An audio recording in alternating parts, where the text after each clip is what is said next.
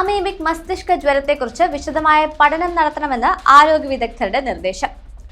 ഇതുവരെ മലിനജലത്തിൽ കുളിക്കുന്നവർക്കാണ് രോഗം ബാധിക്കുന്നത്. എന്നാൽ കുളിമുറിയിൽ കുളിക്കുന്നവർക്കും രോഗം ബാധിക്കുന്ന പശ്ചാത്തലത്തിലാണ് പുതിയ നിർദ്ദേശം. ഈ വർഷം രോഗം ബാധിച്ച് 16 പേരാണ് മരിച്ചത്. പ്രതിരോധത്തിലും പഠനത്തിലും ഫലപ്രദമായ ഏകോപനം ഇല്ല എന്നാണ് ആരോഗ്യ വിദഗ്ധരുടെ വിലയിരുത്തൽ. ഇതുവരെ റിപ്പോർട്ട് ചെയ്തതിൽ ഏറ്റവും കൂടുതൽ കേസുകൾ കേരളത്തിലാണ്. രോഗം ബാധിക്കുന്നവരുടെ എണ്ണം വർദ്ധിക്കുന്ന സാഹചര്യത്തിൽ സംസ്ഥാനത്ത് പ്രതിരോധ പ്രവർത്തനങ്ങൾ ആരോഗ്യവകുപ്പ് ശക്തമാക്കിയിട്ടുണ്ട്. ജലം ശുദ്ധീകരിക്കുന്നതിനുള്ള ക്യാമ്പയിൻ വിവിധ ആരോഗ്യ സ്ഥാപനങ്ങൾ കേന്ദ്രീകരിച്ച് തുടങ്ങിയിട്ടുണ്ട്. ആരോഗ്യ സ്ഥാപനങ്ങൾ, തദ്ദേശ സ്വയംഭരണ സ്ഥാപനങ്ങൾ, ആശാപ്രവർത്തകർ, കുടുംബശ്രീ പ്രവർത്തകർ, സന്നദ്ധ പ്രവർത്തകർ എന്നിവരുടെ സഹകരണത്തോടെയാണ് ക്യാമ്പയിൻ. കെട്ടിക്കിടക്കുന്ന വെള്ളത്തിൽ മുങ്ങിക്കുളിക്കുന്നവരിലും നീന്തുന്നവരിലും വളരെ അപൂർവമായി ഉണ്ടാകുന്ന രോഗബാധയാണ് അമീബിക് മസ്തിഷ്ക ജ്വരം അഥവാ അമീബിക് എൻസെഫാലിറ്റിസ്.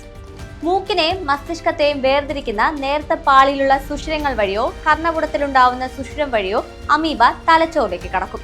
97% മരണനിരക്കുള്ള രോഗമാണ് ഇത്. വെള്ളത്തിലിറങ്ങുമ്പോൾ അടിത്തട്ടിലെ ചെളിയിലുള്ള അമീബ വെള്ളത്തിൽ കലങ്ങുകയും മൂക്കിലൂടെ ശരീരത്തിൽ പ്രവേശിക്കുകയും ചെയ്യുന്നു.